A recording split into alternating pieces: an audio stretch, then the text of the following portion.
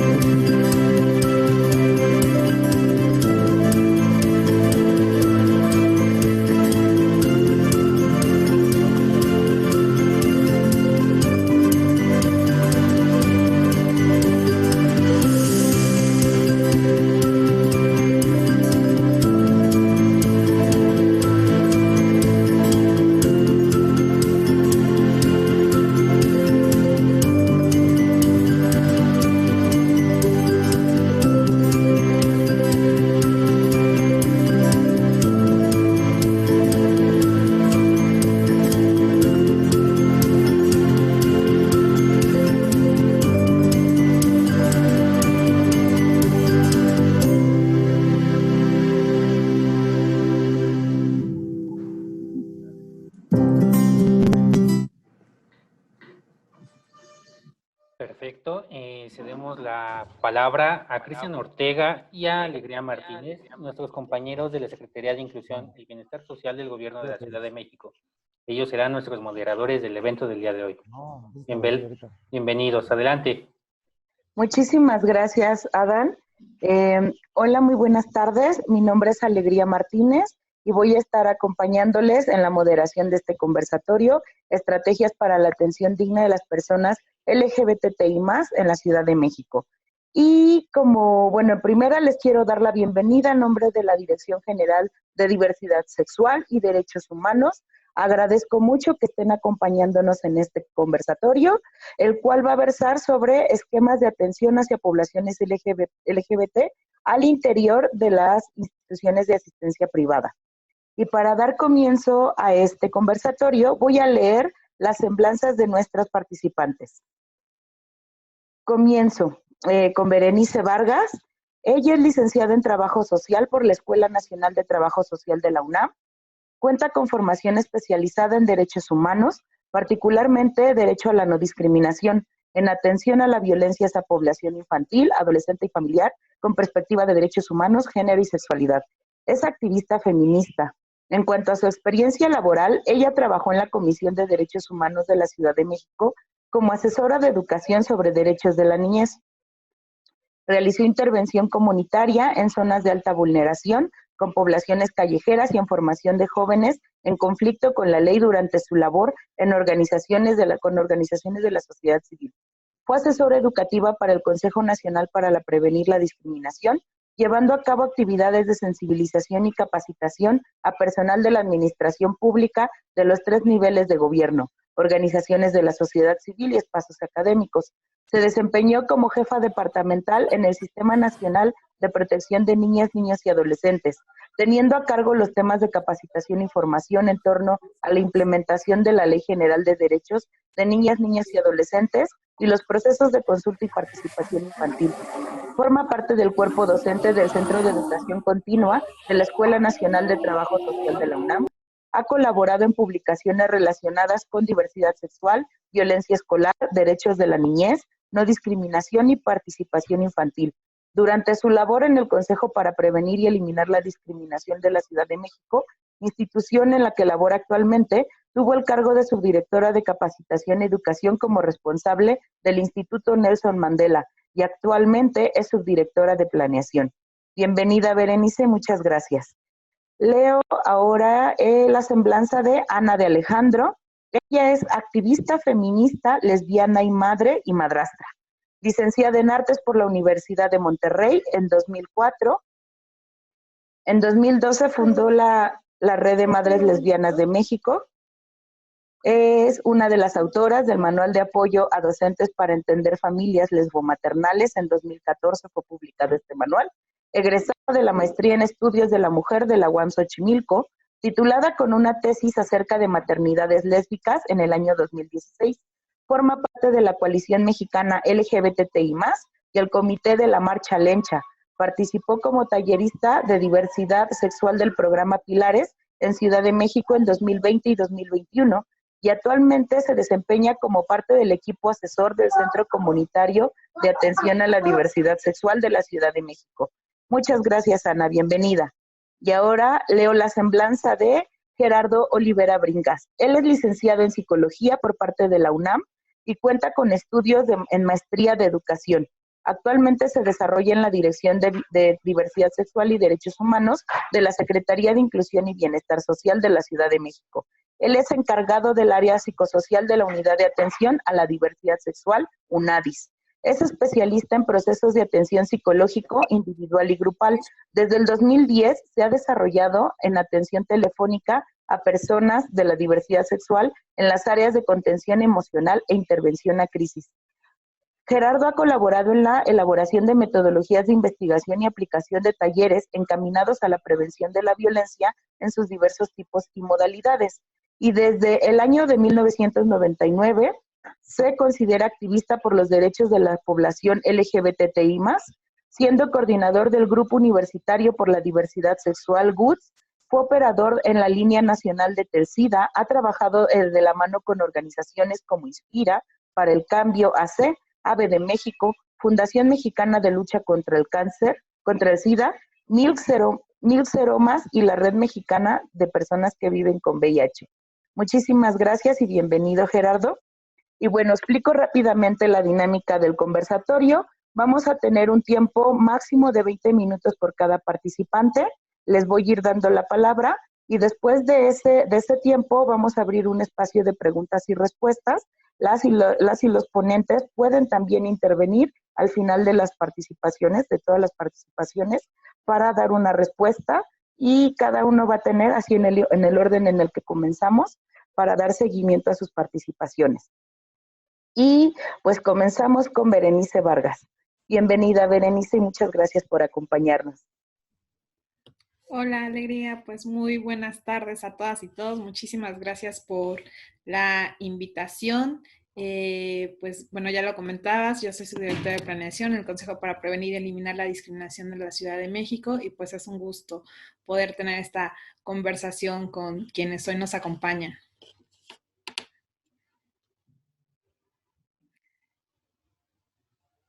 Bueno, empezamos, ¿verdad? Comenzamos, muchas gracias. Un poquito. Bueno, entiendo que la primera parte de la que queremos hablar es sobre las características respecto a la atención que se brinda a las personas LGBTI. ¿Sí? ¿Muy bien? Sí, exacto. Ok. Pues bueno, como personas servidoras públicas, pues tenemos un marco legal que nos va a decir cuáles son las obligaciones que tenemos respecto a la atención que tenemos que brindar a las personas, y vamos a tener un marco específico que se va a referir a la atención a población LGBTI, ¿no? Este marco pues está basado obviamente en la Constitución, pero también vamos a tener ahora la Constitución de la Ciudad de México, que debemos decir que además es una constitución de avanzada, ¿no? Que va a enunciar a los grupos de atención prioritaria y también va a enunciar todas aquellas garantías y derechos per se que se debe tener todas las personas, pero con énfasis en otros grupos de atención prioritaria, en donde por supuesto pues vamos a encontrar a la población LGBTI. Además del marco de la Constitución, pues después vamos a tener el marco legal de cada una de las instancias, ¿no? Vamos a tener además diferentes enfoques que nos van a dictar también estas instituciones. Estoy hablando de la Ley de Atención mujeres, una ley para una vida libre de violencia, ¿no? En el caso de mujeres. Tenemos también un marco para población indígena, un marco para personas con discapacidad, y en el caso del Consejo, pues vamos a tener una ley para prevenir y eliminar la discriminación de la Ciudad de México. ¿Por qué nombro todo este marco legal? Porque aunque bien estamos hablando de personas LGBT, es muy importante y necesario considerar la interseccionalidad que van a tener todas las personas. Es decir, si hablamos de una persona lesbiana, una persona gay, bisexual o trans, pero además puede tener otras condiciones como ser una persona indígena o con alguna discapacidad. Entonces, en ese sentido, la obligatoriedad y la ética, además de las personas que estamos en la administración pública, de conocer todo el marco, pero además las diferentes condiciones de las poblaciones y nunca perder de vista el tema de interseccionalidad. Voy a hablar de lo que me toca, que sería el tema del derecho a la igualdad y no la discriminación en el caso del Consejo.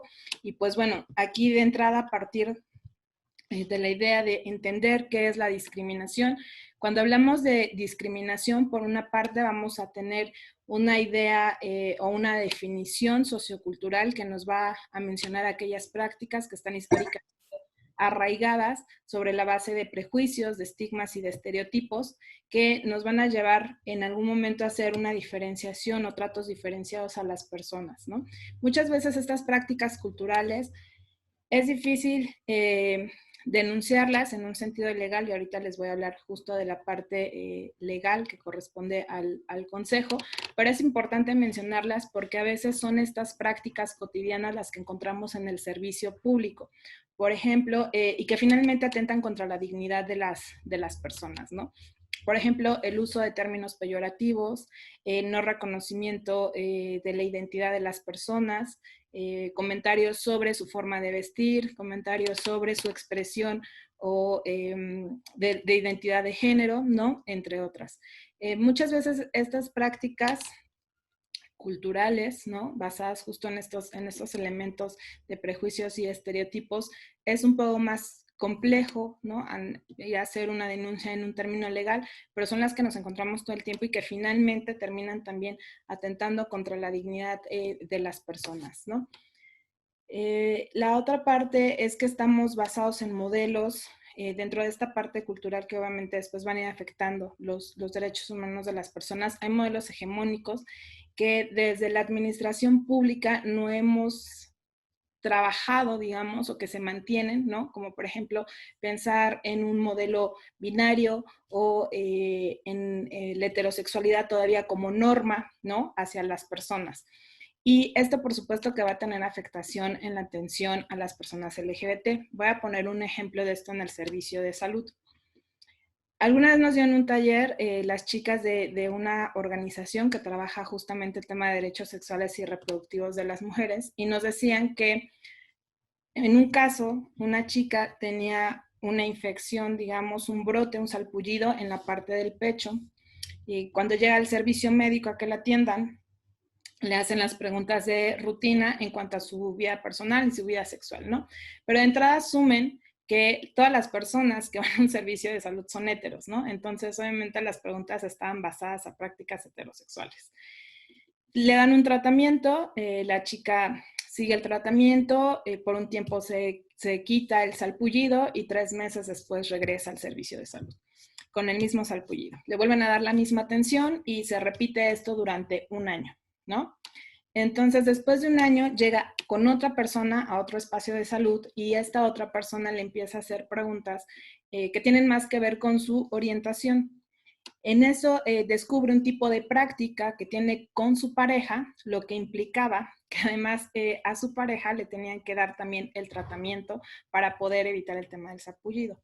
Esto no se hubiera podido resolver si quien en esta segunda ocasión que la atendió tuviera una visión mucho más amplia y no dar por hecho que sus prácticas sexuales eran heterosexuales, ¿no? Entonces, pudiera parecer algo como de sentido común, pero no lo es, ¿no? Entonces, a eso me refiero con modelos heteronormados o modelos hegemónicos que persisten en las instituciones. Y ejemplo como este podría dar en diferentes tipos de servicios, ¿no? Obviamente, dependiendo del servicio, o sea, no me estoy refiriendo como a la vida íntima, a la vida sexual, pero dependiendo del servicio, a veces partimos de modelos preestablecidos que ya tenemos, ¿no? Que dificulta, por supuesto, un acceso digno a los derechos humanos de las personas. Y eso pues tiene que ver mucho justo con el tema social y cultural que tenemos arraigado de la manera en que hemos aprendido las cosas, pero además manera en la que practicamos. Hay una persona, un jefe que a mí siempre me decía, pacto internacional ventanilla mata pacto internacional, ¿no? ¿Qué quiere decir? Que al principio yo puedo enunciarles todo este bagaje que tenemos de normas jurídicas para la protección de los derechos y el ejercicio de los derechos de las personas, y cuando llegamos a la ventanilla nos topamos con una serie de prejuicios y de estereotipos que tenemos desde el servicio público hacia las poblaciones, ¿no? Y en este caso a la población LGBTI.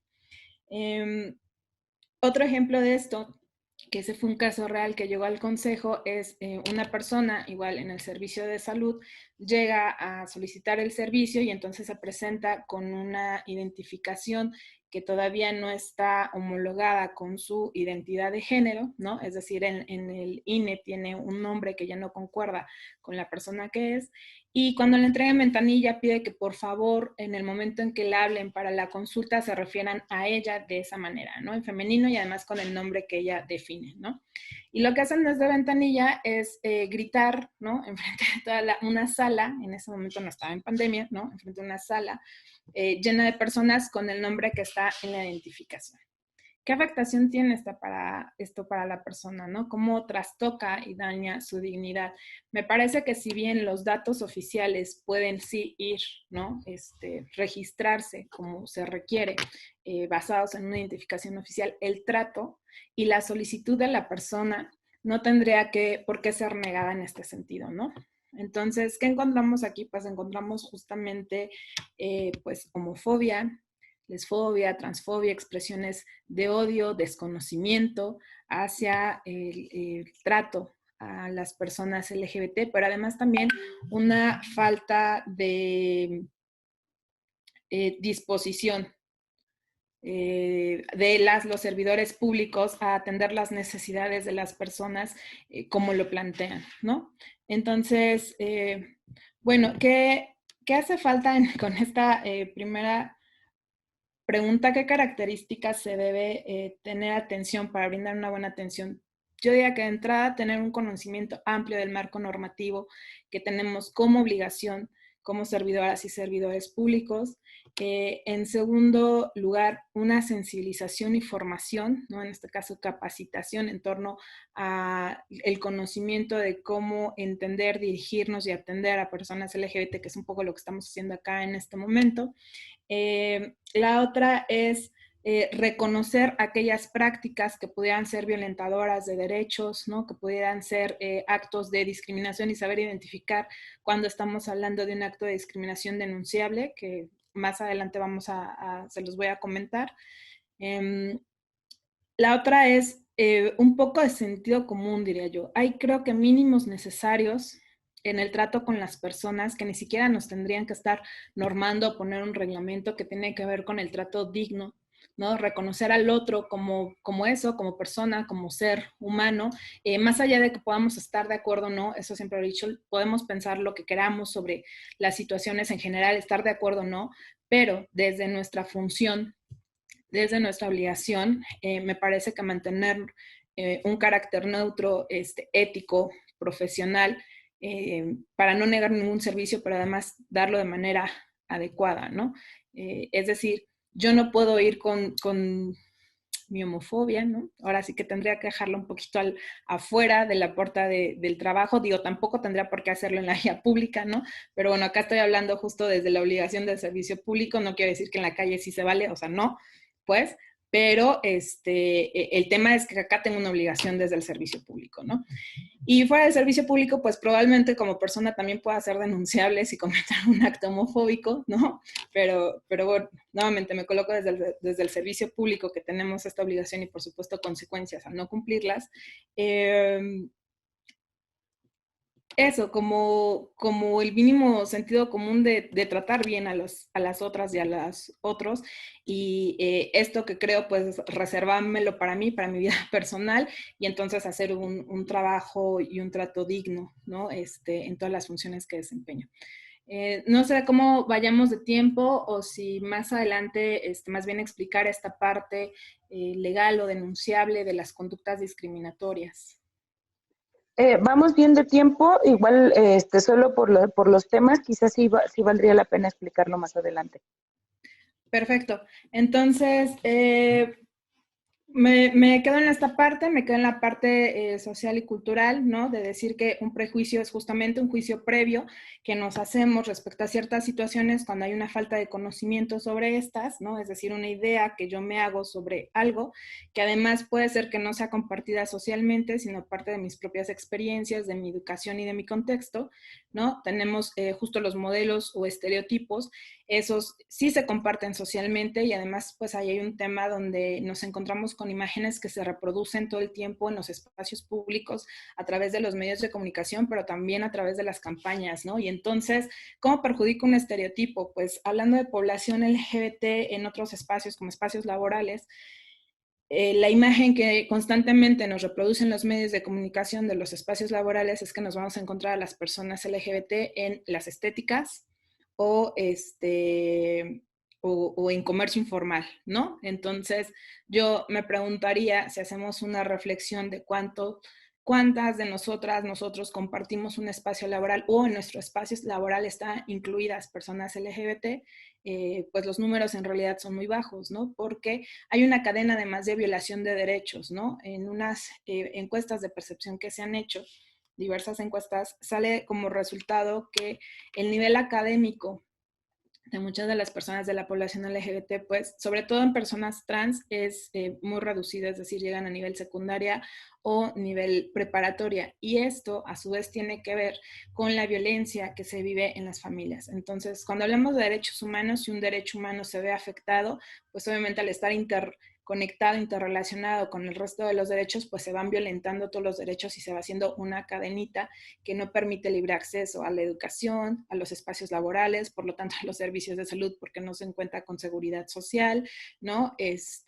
Por lo tanto, una vivienda digna, por lo tanto, a un plan o proyecto de vida, y entonces, bueno, ahí se va justo este dominó. Por eso la importancia de romper o eliminar estos imaginarios culturales que tenemos, que nos predisponen además a cómo actuar o cómo atender o qué pensar sobre la población LGBT, ¿no? Y bueno, los estigmas obviamente pues son cargas o marcas físicas y sociales que se establecen en ciertos grupos.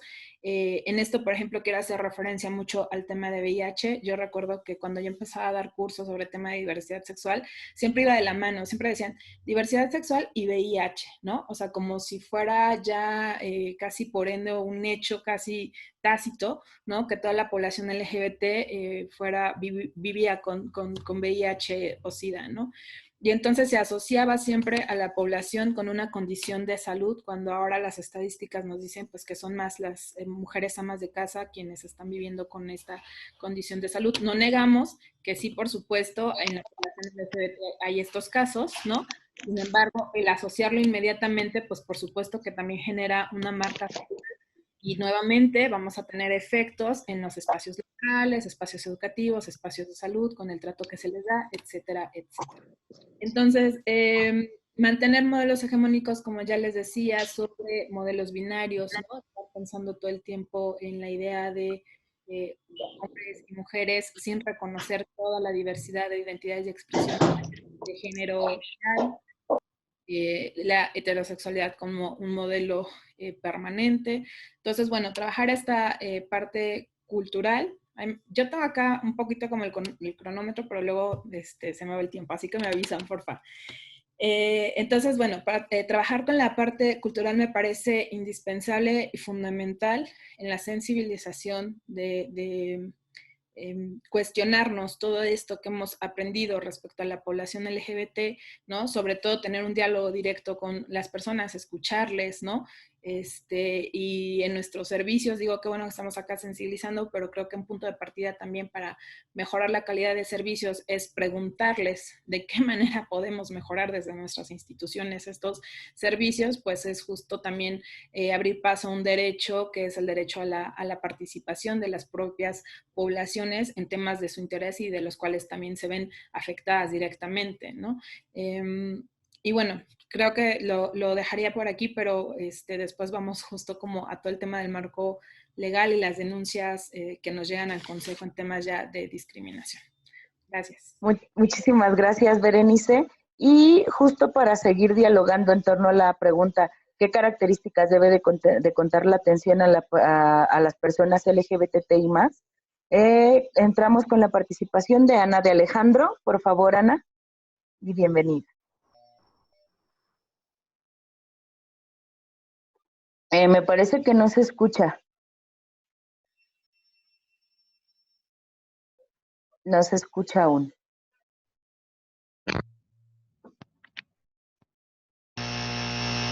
Uy, se escucha un ruido raro. ¿Así se escucha bien? Ahora se escucha muy quedito, pero sí se escucha. Ay, bueno, ok. No funcionó mi micrófono, no sé por qué. Una disculpa. Bueno, decía yo que muchas gracias por la invitación y que como mencionabas al inicio, en este momento estoy ya como asesora en el Centro Comunitario de Atención a la Diversidad Sexual.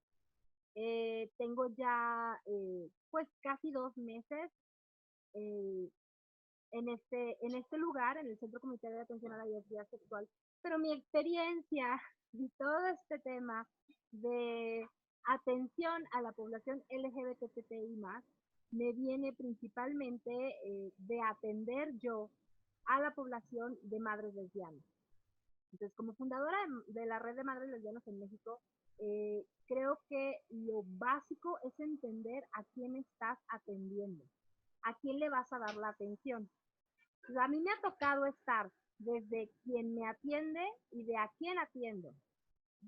Y es muy significativo el ejemplo que planteaba Berenice hace un momento, porque claro, si tú estás atendiendo a una persona partiendo del supuesto de una heterosexualidad asumida, obligatoria o como la queramos ver, pues va a ser muy distinta la atención a si entendemos que nuestra población es eh, de una orientación no heterosexual, ya sea gay, lesbiana, bisexual, pansexual, polisexual, persona no binaria, persona trans, etcétera, etcétera, etcétera. Lo que quiero decir es que es una amplísima diversidad que tendríamos que estar tomando en cuenta al momento de la atención.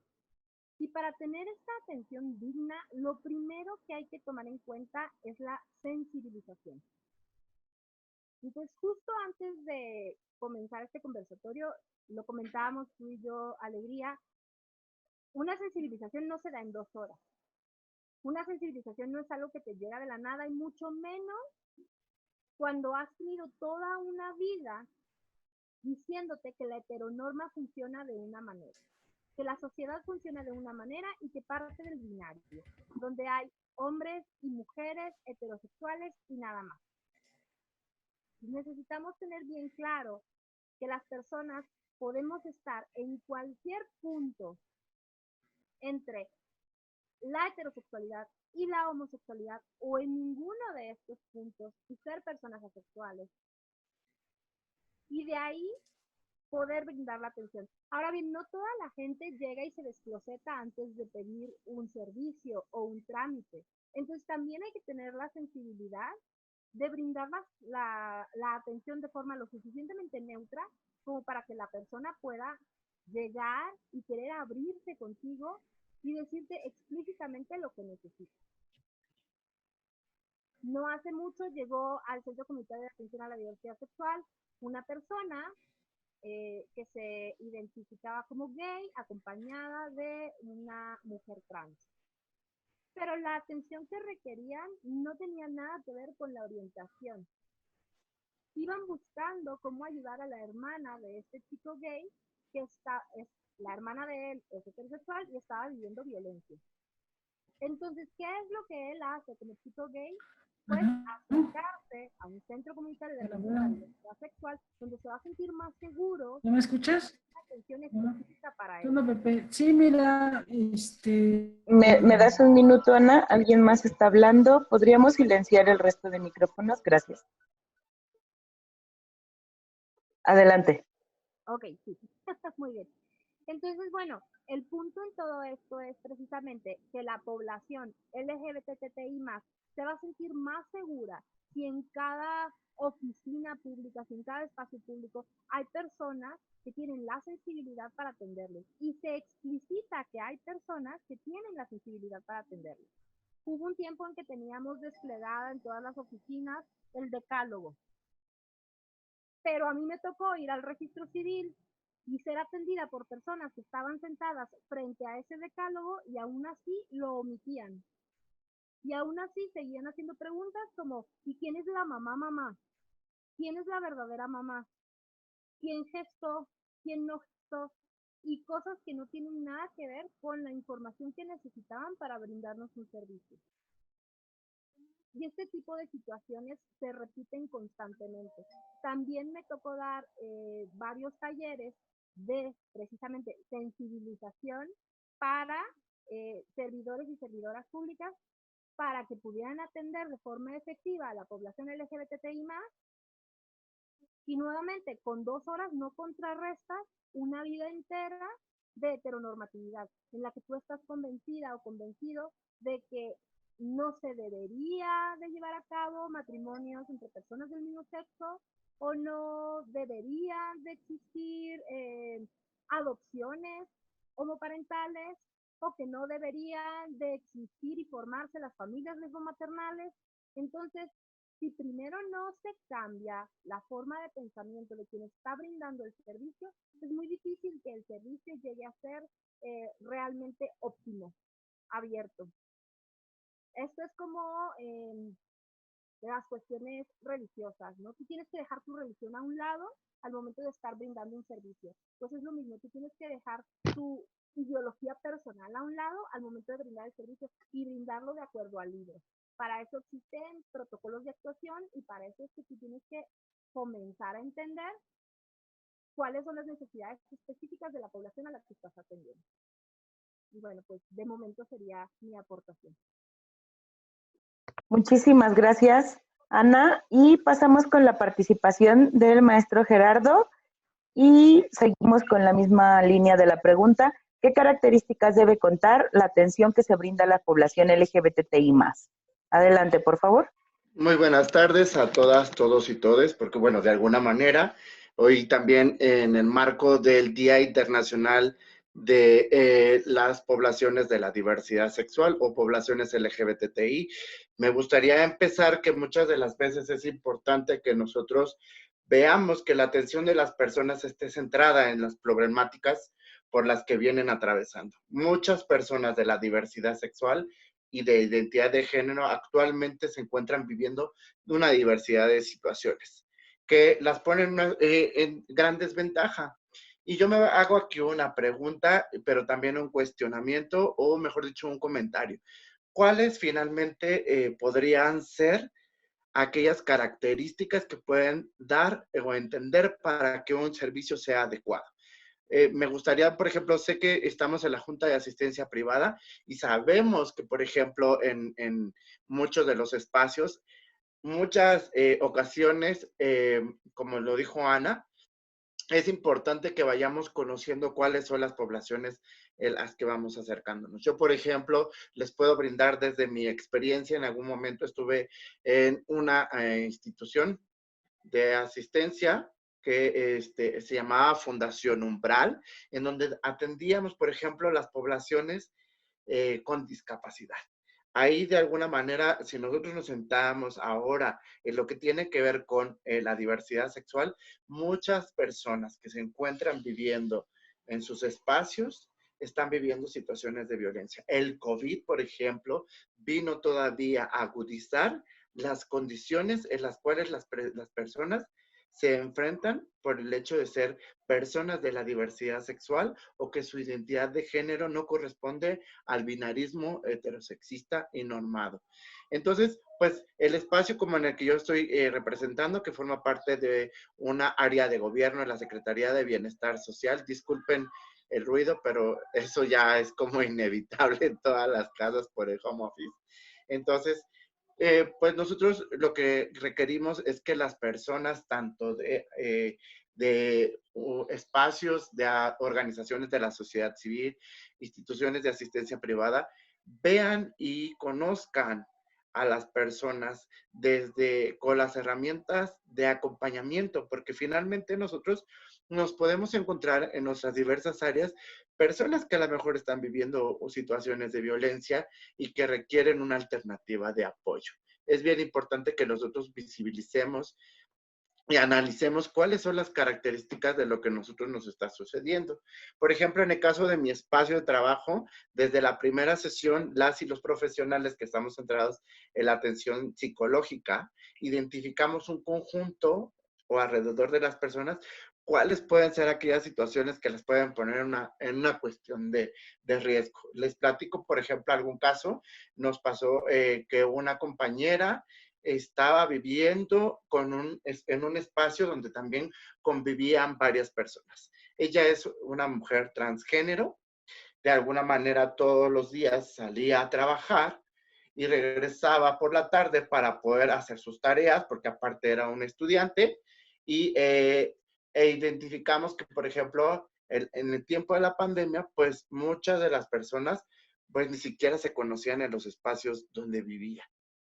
Cuando de alguna forma nosotros empezamos a identificar con ella porque nos hace una llamada telefónica y nos dimos cuenta que sus roomies estaban presentando esquemas de violencia, que a lo mejor eran situaciones como un poco envueltas, pero que finalmente estaban provocando una situación de riesgo, al grado que justamente cuando entramos en el semáforo pandémico en rojo, ellos comienzan a querer que la compañera saliera de su espacio cuando ella cubría los gastos de la manutención y el pago de la renta. Entonces, pues ese tipo de cosas son en conjunto una serie de se me fue la palabra, disculpen, una serie de cuestiones que muchas de las veces las personas están presentando en sus condiciones de vida y que finalmente las situaciones de violencia, pues eso atraviesa por completo a todas las personas.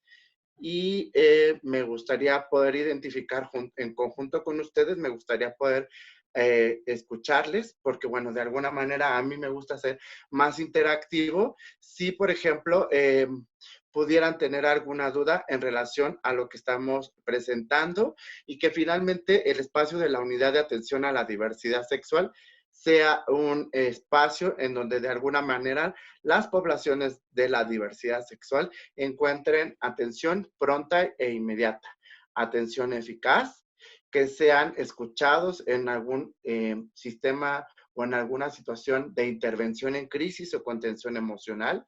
Nosotros, por ejemplo, algo que podemos ver como algo novedoso es que implementamos nuevamente la atención por medio del teléfono. Actualmente, pues sabemos que estamos todavía en cuestiones de hacer home office o estamos en nuestras casas de alguna manera desarrollando e implementando estrategias de comunicación y de convivencia.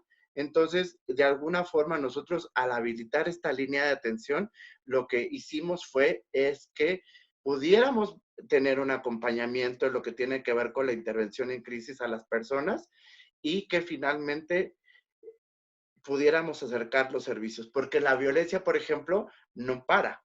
La violencia ha seguido y ha tenido una escalada de aumento y eso nos permite ver y analizar cuáles son las características de las cuestiones que las personas que estamos viviendo una situación de resguardo en casa por las cuestiones pandémicas nos podemos encontrar. Y que finalmente como servidor público las personas puedan tener un espacio en el cual puedan ser atendidas y puedan ser canalizadas, por ejemplo, a espacios de atención a la salud mental, porque sí es bien sabido también lo que tiene que ver con ansiedad, depresión, intentos de suicidio y algunas otras características permean y atraviesan a poblaciones de la diversidad, incluidas las poblaciones heterosexuales. Entonces, de alguna manera, no podemos trabajar como personas de la diversidad sexual en un momento y personas heterosexuales en otro. Finalmente, formamos parte de un englobado que finalmente nos atraviesa por este tipo de pandemias. Hasta aquí mi información. Muchísimas gracias, Gerardo. Y pues con esto cerramos la primer esquema de participaciones. Si hay alguna participación que quieran dejar en el chat, por favor, adelante, está abierto. Y damos inicio a la atención a la segunda pregunta de este conversatorio, la cual es, ¿cuáles son los retos para asegurar el derecho a la no discriminación al momento de atender a una persona LGBTI+? Le doy la palabra a Berenice Vargas. Adelante, Bere, gracias. Muchas gracias. Pues de los primeros retos que identifico es justo promover y lograr un cambio cultural a partir de la disposición, a partir de la educación, a partir de entender el buen trato de la dignidad de las personas y no desde lo punitivo, ¿no? Somos una sociedad que pareciera que si no nos castigan o no tenemos una consecuencia de nuestros actos, no cumplimos con ciertas normas o con ciertas reglas que nos corresponden, ¿no? Algo que yo he identificado en los espacios donde me ha tocado dar justo procesos educativos es que más que una mala voluntad o un mal actuar, digamos, una alevosía, ¿no?, de parte de las personas, es más bien una falta de información y de comprensión de justamente a partir del desconocimiento de las personas, como bien lo decía Ana y también Gerardo, ¿no? O sea, ubicar y entender primero a la población a la que se quiere atender, saber cuáles son sus problemáticas, cuáles son sus necesidades, y si tienes dudas de cómo actuar, de cómo referirte a una persona, pues también se vale preguntar, ¿no? También se vale acercarse a las instituciones que trabajan los temas como CIVIS o las organizaciones de sociedad civil o a COPRED antes de caer en un acto pues, de delito, en un acto de... Un momento, por favor, ¿podemos cerrar los micrófonos? Muchísimas gracias. Seguimos, Ver. Sí, gracias. Entonces decía, antes de cometer, ¿no?, una violación a derechos, porque en algunos casos me decían, es que yo no sabía que eso era un acto de discriminación. Desafortunadamente, el desconocimiento no omite, ¿no?, la violación a los derechos, o sea, finalmente si cometes una violación, pues hay una sanción. Pero bueno, un reto es justo apostar por un cambio cultural que no sea, o que no se tenga que dar a partir de lo punitivo, ¿no? Otro reto es que las personas servidoras públicas podamos partir de un comportamiento profesional y ético, ¿no? Que tenemos un reglamento, tenemos reglamentos institucionales, ¿no? Tenemos normas que nos dicen cómo debemos actuar ante ciertas situaciones y que justo no sea un tema nuevamente de castigo, ¿no? Y en este sentido, pues que el reto también es el desconocimiento que existe sobre todo el marco jurídico de obligación que tenemos, ¿no? Es decir, las convenciones, lo que nos dicta la propia Constitución, ¿no? Los propios reglamentos internos de las instancias. Por ahí dicen que siempre, que otro reto de la parte educativa es que hay un cambio constante de personal en las instituciones. Y yo digo que ese no es un reto, porque finalmente cuando logras un proceso de sensibilización o mantienes estos procesos educativos, a donde vaya la persona, ¿no?, lo va a llevar consigo, ¿no? Quizás es un reto en el sentido de que cada vez que llega alguien nuevo a una instancia hay que volverlos a preparar, ¿no? Pero digamos que yo rescataría el otro lado, ¿no? Si tú ya trabajaste con un personal, aunque ese personal, normalmente quienes estamos en la administración pública nos reciclamos, vamos de una institución a otra, ¿no? Terminamos como dentro de los mismos temas o en otras instituciones, pero como que vamos brincando en las instituciones. Entonces ya llevamos cierta formación y esta formación pues la deberíamos de implementar en los espacios donde nos encontremos, ¿no? Entonces, sí, por un lado es un poco complejo. De repente estamos con, no sé, 80 policías en seguridad ciudadana, ¿no? Y resulta que de esos 80 ya nos cambiaron 40, ¿no? Y entonces hay que volver a empezar un proceso educativo formativo. Pero esos 40 que se fueron, ya son personas, diría yo, que ya traen cierta experiencia y cierto conocimiento que podrían duplicar al espacio donde están, ¿no? O sea, ya por lo menos ya se cuestionarían ciertas cosas, ¿no? Entonces, bueno, eso, el conocimiento de todo el marco jurídico. Y esto de conocer el marco jurídico también es un sistema de protección, es decir, si yo sé cuándo puedo, desde el tema que me toca hablar a mí, de igualdad y no discriminación, si identifico cuándo puedo cometer un acto discriminatorio o qué se puede considerar un acto discriminatorio, pues voy a tener mucho más cuidado de no hacerlo, ¿no? Entonces, en ese sentido, pues al no hacerlo me protejo yo, ¿no? De no tener una queja o una denuncia frente al COPRED porque estoy discriminando, ¿no? Entonces, bueno, ese también es un beneficio. Entenderlo ese sería el reto, ¿no? La voluntad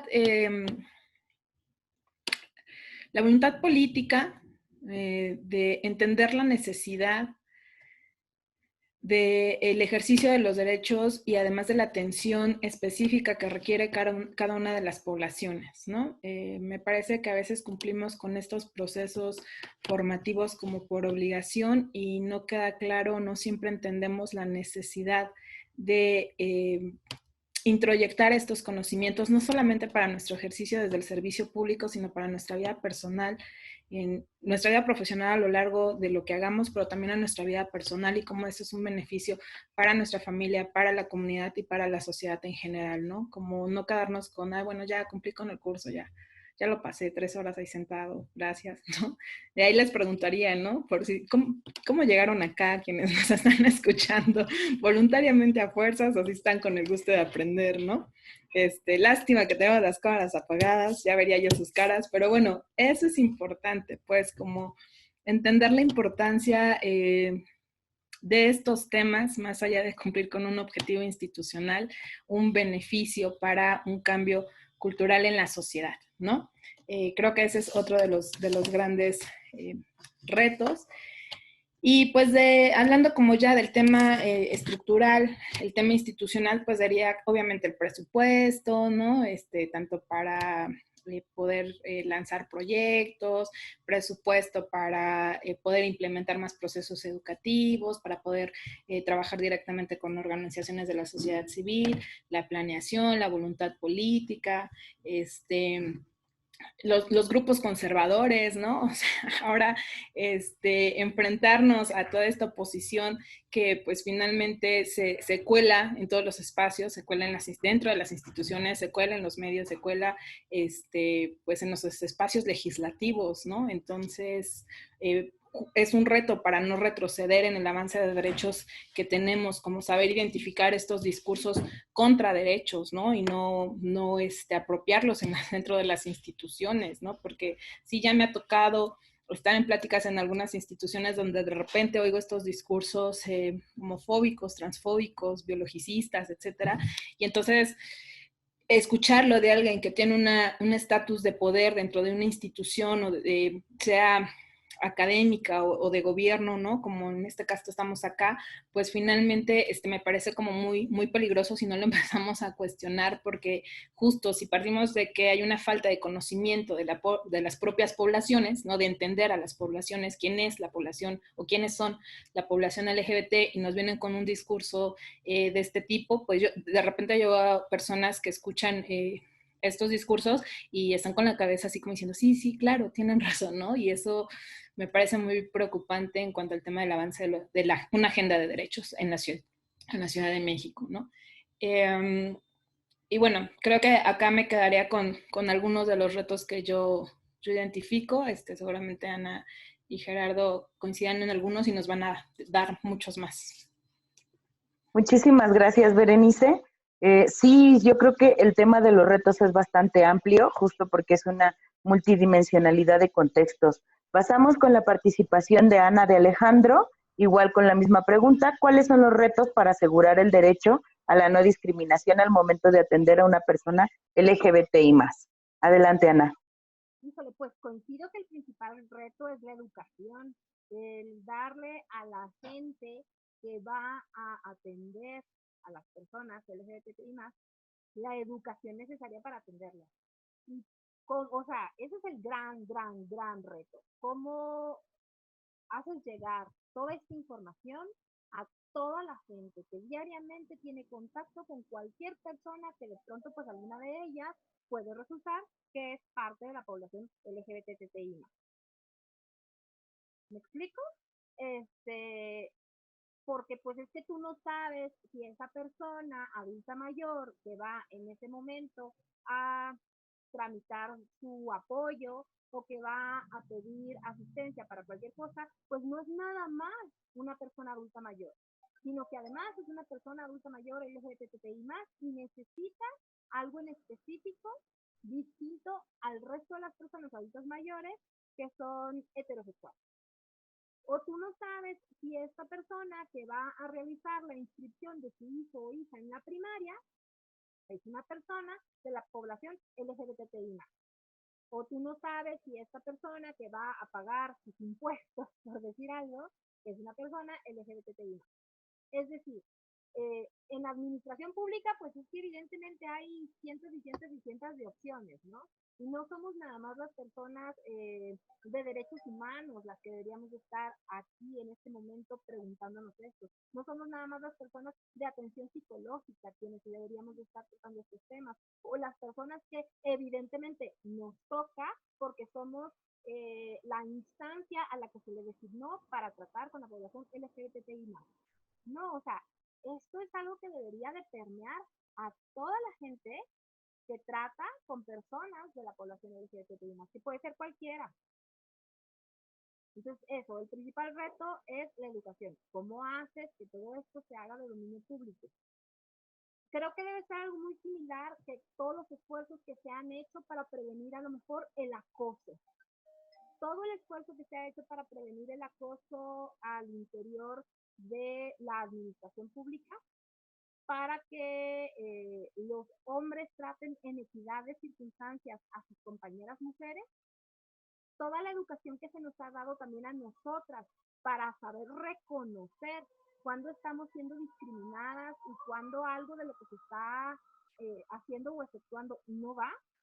Bueno, de la misma manera, ¿no? Debería de haber así como infografías, pinteos, diferentes informaciones que se deberían de estar bajando o haciendo llegar a toda la población de forma continua. Pero junto a este reto viene el siguiente, que es dar seguimiento, porque no nos podemos quedar con empezar.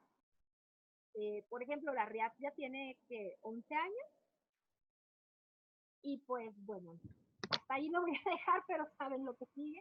O sea, es como, ¿y qué más? O sea, en estos 11 años, ¿qué resultados hemos tenido, no? El seguimiento que se le da a esta educación, o sea, pues no podemos poner exámenes porque no es una escuelita y no podemos tampoco estar calificando a la gente como tú lo haces muy bien en la no discriminación, tú estás fallando en la discriminación. Por haber discriminado a dos te vas al rincón. O sea, no podemos estar como en ese plan. Hay que encontrar la manera, ¿no? Y este dar seguimiento va de la mano con el siguiente punto, que es estar al día con los cambios. Porque la gente de la población LGBTI+ no es estática. O sea, justo ahora que acabamos de cumplir, digamos, 43 años de marcha, ¿ok? Cuando recién salieron las primeras personas en marchas a exigir sus derechos y demás, se identificaban como personas homosexuales. Más adelante era el movimiento de liberación homosexual y lésbico homosexual. Y entonces únicamente estaba representando a estas dos poblaciones. Pasaron 10 años para que se incluyera también a la población trans y a la población bisexual en esta exigencia de derechos. Al día de hoy ya vamos en el LGBTTIQ+, ¿ok? Pero ya le pusimos mejor el signo de más para hablar de todas las otras personas, identidades y demás que necesitan también ser representadas. Y en eso hay que estar al día. Y en el estar al día también hay que aceptar que a veces no estamos haciendo suficiente. Y que si la persona está diciendo, oye, me estás discriminando, no nos podemos poner a la defensiva diciendo cosas como, es que tú estás pidiendo privilegios especiales, es que tú quieres un trato diferenciado. Pues claro que quiero un trato diferenciado porque soy una persona de una población específica que necesita cosas específicas. Y nosotros como funcionarios y funcionarias no podemos estar a la defensiva. Tenemos que aceptar que a veces las personas pueden no sentirse reconocidas, que pueden no sentirse aceptadas, que pueden no sentirse bien atendidas. Y eso también habla de nuestro lenguaje, de inclusión y nuestra forma en el trato. Se supone que para este momento llevamos ya 2 años con el tema de paridad en todo. Y todavía no lo hemos reflejado. Y esta paridad nada más está hablando de hombres y mujeres como tal, en cuanto a la asignación al nacer. Pero no nos está hablando de una inclusión real de todo tipo de poblaciones. Nuestro lenguaje tampoco, nuestro lenguaje sigue fallando. Entonces nosotros, deberíamos de ya estar practicando más maneras de incluir a las personas. Son muchos los retos que tenemos entre manos y la cosa es cómo los vamos a resolver. Gracias.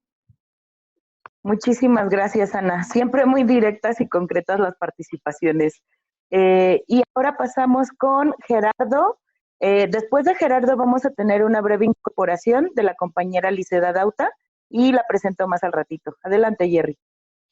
Fíjate que tocan un punto bien importante y que creo que, que hemos hecho nosotros también, es que nosotros como instituciones nos hemos tratado de poner de acuerdo y luego tratado porque somos un gran mundo en lo que tiene que ver, por ejemplo, con el gobierno de la Ciudad de México, pero lo más importante es darle atención de eficacia, con calidad y con calidez a las personas que se acercan a solicitar un servicio.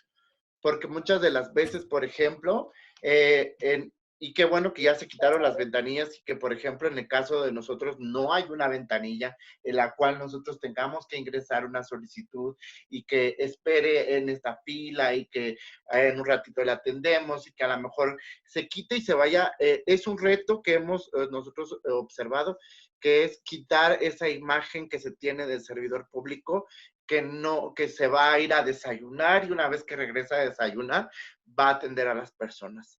Otra cosa que es bien importante es no estar desde el gobierno de la Ciudad de México, es, por ejemplo, en el caso de la materia de la UNADIS, que es a donde yo estoy, es no estar pimponeando a la gente. Si de alguna manera yo no conozco algún tema o algún proceso o alguna forma de dar información a la gente, entonces sí realizó una derivación. Porque muchas de las veces, por ejemplo, en espacios públicos y privados, existe esta relación de, nosotros somos plurales. ¿Y qué significa pluralismo? ¿Qué significa que una persona vaya a un espacio donde, por ejemplo, digamos, sí, yo respeto mucho a las poblaciones de la diversidad sexual y respeto a esas personas, pero mientras no se acerque conmigo, todo está muy bien. Desde ahí nosotros tenemos una barrera y realmente somos sociedades democráticas.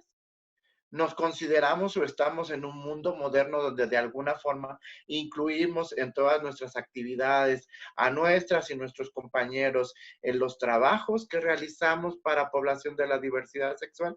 En nuestros espacios hay espacios en donde de alguna manera haya temas como no discriminación, acoso a poblaciones de la diversidad sexual, acceso a programas, acceso a seguridad social, porque muchas de las veces en los espacios donde nosotros no nos encontramos, muchas compañeras, compañeros y compañeros no cuentan con un mínimo de derechos como es el derecho a la salud. Hay muchos estudios de diversidad sexual, hay muchos protocolos de diversidad sexual que nosotros y nosotros podemos compartir con ustedes, ¿sí? Pero tenemos que acercarnos directamente a qué es lo que está sucediendo con las poblaciones de la diversidad sexual. La comunidad de la diversidad sexual, quiénes son, cómo son, cuáles son sus características. Eso es un reto, por ejemplo, que yo le pondría a todas las personas que están aquí con nosotros. Ver qué es para mí el tema de excluir, el tema de decir, oye, pues es que si no lo conozco y como no sé, mejor lo excluyo o no le hablo o no le dirijo la palabra o empiezo a imaginarme cosas que a lo mejor no suceden, que están vinculadas a las cuestiones de estereotipo. Nosotros hemos estado trabajando, por ejemplo, junto con Berenice y otras organizaciones y otras instituciones de gobierno en disminuir las cuestiones de discriminación, de exclusión y de expresiones de odio. Porque no estamos hablando, por ejemplo, tenemos un caso la semana pasada, si ustedes revisan, las personas con VIH se les discrimina y se les trata como si fueran personas que de alguna manera no tienen derechos y entonces se les excluye, porque como no dije mi estatus serológico a la pareja con la que me encontraba, pues entonces ya estoy constituyendo un delito. Muchas de las veces tendemos a señalar a las personas y nuestro reto es empezar a quitar esos esquemas de exclusión, de homofobia, de lesbofobia, de bifobia, de transfobia, interfobia y xerofobia. Ese es uno de los grandes retos que hemos encontrado entre los muchos que hay. Por ejemplo, yo puedo decir que las organizaciones de la sociedad civil en conjunto con poblaciones de la diversidad sexual, en conjunto con con instituciones de gobierno, hemos tratado de amalgamar una característica para poder empezar a trabajar. Tenemos que orientar a las organizaciones de la sociedad civil, tenemos que trabajar de la mano con ella, buscar recursos económicos e infraestructura, porque muchas de las veces inclusive no contamos con espacios de trabajo adecuados en los cuales nosotros no podemos desarrollar el tema, ni las temáticas, ni las problemáticas a las que se encuentran las personas que están sufriendo situaciones de exclusión, situaciones de violencia, y esto nos pone en un contexto entre qué es lo que realmente estamos haciendo y cuáles son las perspectivas a una agenda que en el 2030 a nosotros como servidores públicos nos exige el seguir trabajando de manera ardua y continua a poder brindar soporte y emoción a las personas que se encuentran en una situación de atención prioritaria. Y lo digo de atención prioritaria porque de alguna manera son importantes. No digamos que los otros problemas dejan de serlo, pero muchas de las veces, ¿quién se ha puesto a mirar, por ejemplo, a personas de trabajo sexual que realmente muchas de las veces no se visibilizan, no se excluyen? ¿Quién ha visto a poblaciones con discapacidad que están en una situación de diversidad sexual y que no tienen acceso a derechos o a servicios? ¿Quién se ha puesto o quiénes hemos trabajado en poblaciones adultas que finalmente no encuentran espacios en donde puedan ser tratadas con dignidad y que puedan ser tratadas como personas, como seres humanos? Hasta aquí mi información. Muchísimas gracias, Gerardo. Y ahora se integra al conversatorio Liseda Dauta. Ella es licenciada en Trabajo Social por la UNAM. Ella se integró a colaborar en la Unidad de Atención a la Diversidad Sexual desde 2018 y en 2019 recibió el reconocimiento a la labor profesional de trabajo social por parte de la UNAM y es especialista en atención de mujeres que viven violencia familiar. Adelante, Liz, estamos con la pregunta, ¿cuáles son los retos para asegurar el derecho a la no discriminación al momento de atender a una persona LGBT? Bienvenida.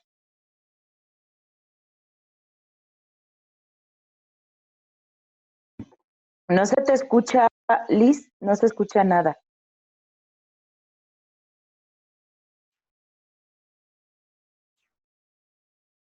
A ver, demos unos momentos. Y ya vi que ya hay una participación, 2, 3 participaciones en el chat. En un momento más las leeremos. Alegría, me gustaría poder, digo, yo sé que es un respeto a la integridad de las personas que se encuentran aquí con nosotros, pero sí nos gustaría poder mirarles a través de sus cámaras para saber quiénes nos están acompañando, porque muchas de las veces estamos viendo solo nombres como Rosa, como Ana, como Samantha, como Cristian, como Rocío, como Dalila, Héctor, pero realmente no podemos como identificar a quién estamos hablando. Digo, finalmente me da mucho gusto que aquellas personas puedan encender sus cámaras porque es bien importante, porque estamos en un conversatorio y digamos, es como si yo estuviera hablando a las sillas vacías y de repente, ¿a quién le estoy diciendo la información? Entonces, por ejemplo, me da mucho gusto que, por ejemplo, las mujeres que se encuentran en este espacio nuevamente, digo, tengamos que estar hablando de pluralidad y que nosotros los hombres también intervengamos en estas cuestiones, porque todo este tipo de problemáticas nos atraviesan a nosotras, a nosotros y a nosotros. Entonces es bien importante, yo de verdad hago un ejercicio de invitación a quien nos pudiera regalar y ver, enseñarnos a quién estamos dirigiéndonos, porque muchas de las veces a lo mejor, y tenemos a una compañera, un compañero de la diversidad sexual, y no está, a lo mejor dice, híjole, es que mi jefe me dijo que no me conectara o que no prendiera mi cámara. Entonces, agradezco mucho a aquellas personas que están encendiendo sus cámaras para que podamos hacer un ejercicio y que de alguna manera esta capacitación no se vea como de, ay, estoy dando un discurso y todo esto, sino que también de alguna forma, bueno, en mi caso me pueden interrumpir y hacerme la pregunta. Entonces, les agradezco mucho el que puedan hacer ese ejercicio el día de hoy. Muchísimas gracias, Gerardo. En la medida de nuestras posibilidades, igual el internet no a todos les jala. Por favor, abran la cámara si están en la disposición. Y adelante, Lizeth. Gracias.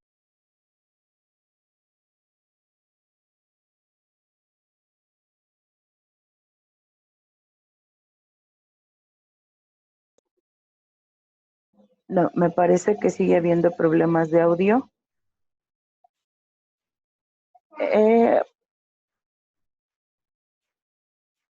No se escucha nadita. Y yo ya tengo de fondo el sonidero.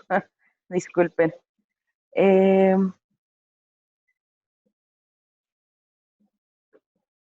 Ok, dejamos en lo que se puede conectar el micrófono, si es posible, la participación después de las preguntas. Tenemos sobre todo una pregunta. Una persona sí señala, nos dice Diana Rodríguez, que ella está con el gusto aquí de aprender, y Samantha nos comenta, buenas tardes, espero estén bien. ¿Cómo se puede evitar la discriminación hacia las personas LGBTI más en una oficina? ¿Qué tips pueden dar?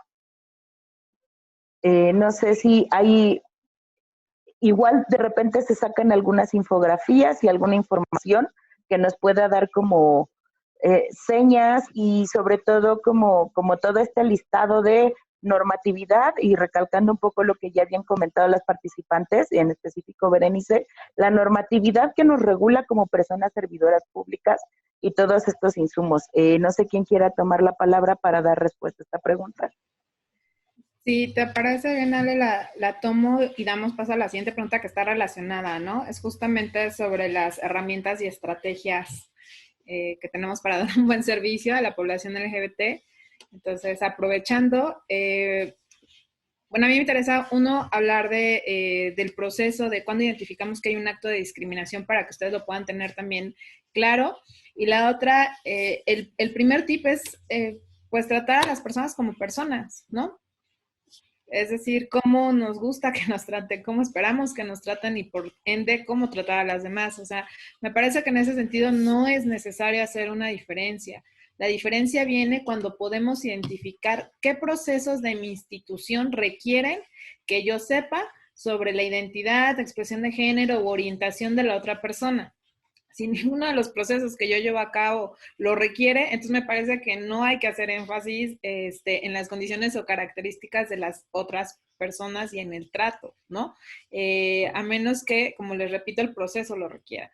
Porque si no, también podemos hacer un trato diferenciado, o sea, terminamos haciendo un trato diferenciado que puede terminar en un acto de discriminación y además, pues podemos caer en prácticas morbosas de querer saber la vida personal de las personas. O sea, saber sobre la identidad o la orientación de las personas yo me lo pregunto, ¿es necesario solamente cuando se habla de personas LGBT o por qué no lo hacemos con personas hetero, ¿no? Es decir, si yo veo que mi compañero está casado, y viene su esposo, ¿no? O sea, cuando son personas heterosexuales, no es como que me pregunte, ay, si será hetero, le voy a preguntar si es hetero, ¿no? ¿Cómo se llevarán, ¿no? ¿Cómo los discriminarán por ser heteros? O sea, no son preguntas que nos hacemos para los heteros, sin embargo, para la población LGBT sí, y entonces me parece que eso es más un tema, pues sí, puede ser de morbo, ¿no? Que de una necesidad real para brindar una atención, ¿no? Entonces, pues eso. Y con respecto a los actos de discriminación que son denunciables o posibles actos de discriminación, cada caso es particular, pero sí tenemos, digamos, una base mínima para identificar de entrada que puede ser un posible acto y entonces generar un proceso como lo hacemos en el consejo. Hay una acción u omisión, es decir, una forma de tratar que puede generar una distinción, una segregación, una negación. ¿De qué? Del acceso a un derecho humano, pero que además, este será el segundo elemento, un derecho humano, pero que además va a estar basado en una condición o característica de la persona. Cuando hablamos de población LGBT, normalmente tiene que ver con su identidad, con su expresión de género, con su orientación, a veces con la vestimenta o con su conducta, ¿no? Entonces, hay esta acción o omisión, ¿no? Es decir, por ejemplo, cuando por ahí Ana ponía el ejemplo de las escuelas, ¿no? La identidad trans de una niña o un niño, ¿no? Le niego la inscripción porque sus documentos no concuerdan y estoy negando el derecho a la educación, ¿no? Entonces ahí podemos comprobar que tenemos estos tres elementos y entonces hacemos ya este proceso de denuncia, el consejo lo analiza y dice si procede o no procede como un acto. Hay violación a derechos que no están basados necesariamente hay violación a derechos, sí, que no necesariamente tienen como característica la discriminación, pero que a veces sí están de la mano con el tema de la identidad o con la orientación o con la expresión. Por ejemplo, y que entonces se conjugan ahí, ¿no? O sea, quiero poner un ejemplo. En el tema de servicios de salud, muchos de los casos no nos llegan directamente al COPRED, no porque no sea por discriminación, sino porque atiende a un derecho fundamental que tiene que ver con la vida de las personas y entonces se van a la Comisión de Derechos Humanos, ¿no? Ellos lo toman por ser este derecho fundamental a la salud que está en relación con la vida, ¿no? Entonces, aunque pudiera haber un tinte de discriminación, a veces se quedan allá en la Comisión de Derechos Humanos estos actos. Lo que más nos ha tocado a nosotros desde el Consejo, pues tiene que ver con el tema de inclusión laboral, por ejemplo, en tema de espacios educativos, y el trato, sobre todo de servidoras, servidores públicos y en espacios también privados, ¿no? Entonces, respecto a estas herramientas o estrategias basadas en estas consideraciones que nosotros hemos visto por actos de discriminación, la verdad es que muchas veces sí parten de la ignorancia de las personas, ¿no? Y de miedos que además no tienen un sustento. Por ejemplo, el uso de los baños. Nos han llegado muchas quejas, sobre todo en empresas privadas, ¿no? De mujeres o personas trans que quieren usar el baño de acuerdo a su identidad y expresión de género, como se identifican, y se los niegan, ¿no? Entonces, una mujer trans que quiere usar el baño de mujeres y le dice, no, tú no puedes entrar ahí porque el baño de los hombres. ¿Cuál es el miedo? Ay, pues que pueda abusar o violar a otras mujeres, ¿no? Si nos informamos realmente, esos casos no existen, o sea, no hay casos en este sentido, ¿no? Y los casos que identificamos son de hombres que se hacen pasar por personas trans, ni siquiera son personas trans, fingen ser personas trans para, pues, generar violencia, ¿no? Y eso se identifica y entonces hay un proceso de denuncia y hay un delito y se trata, pues, ¿no? Pero casos verídicos que encontremos de denuncias de personas trans abusando de mujeres y hombres, pues, en los baños, además, no hay datos de eso, ¿no? Porque no existen. Entonces, informarse, ¿no? Es educarse, ya lo decía Ana, me parece la herramienta fundamental, ¿no? Educarse sobre los temas, conocer sobre las identidades, las expresiones, las orientaciones, sobre todo el tema de la diversidad sexual, etcétera.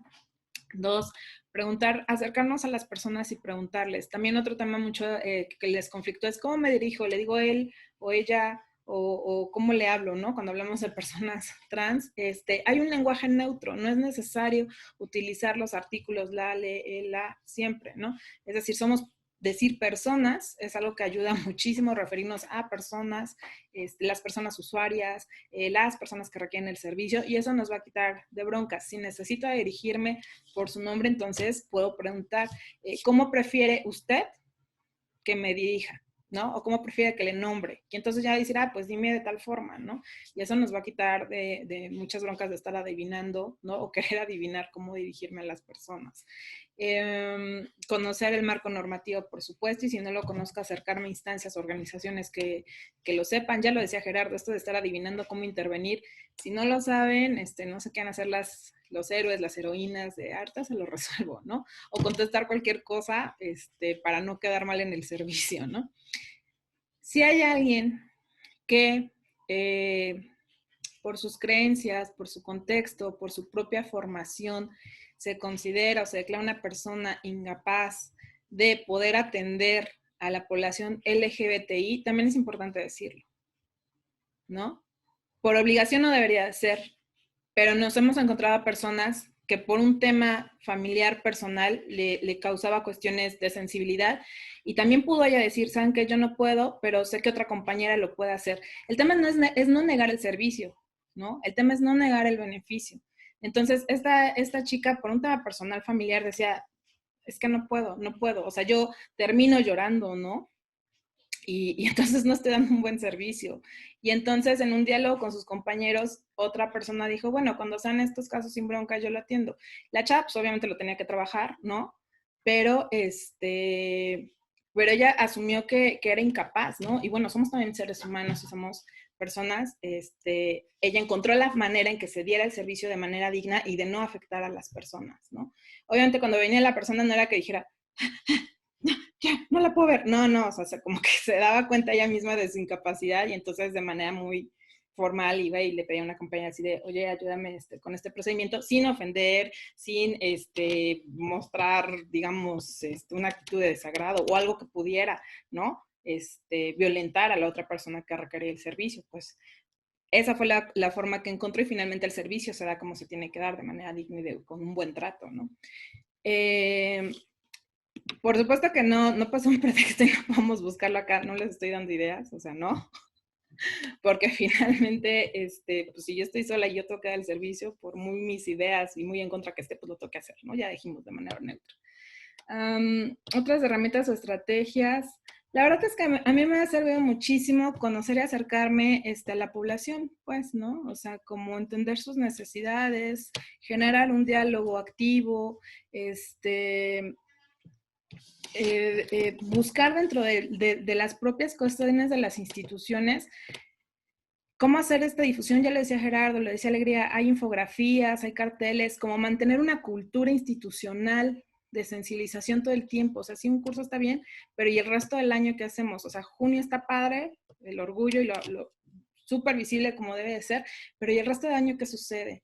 Entonces, mantener una cultura institucional de sensibilidad, de capacitación, me parece que es otra de las herramientas, ¿no? Que estén visibles los carteles, que nos manden correos sobre información al respecto, sobre la normatividad que se está actualizando, que tengamos estas charlas constantes, que se invite más agentes de la población LGBT o personas a que puedan dar pláticas de diferentes temas, ¿no? Que puedan aclarar sus dudas, entrar en un ambiente de confianza donde se pueda preguntar cuando se tenga dudas, etcétera, ¿no? Pero sobre todo, tratarnos como personas. Eso para mí es fundamental.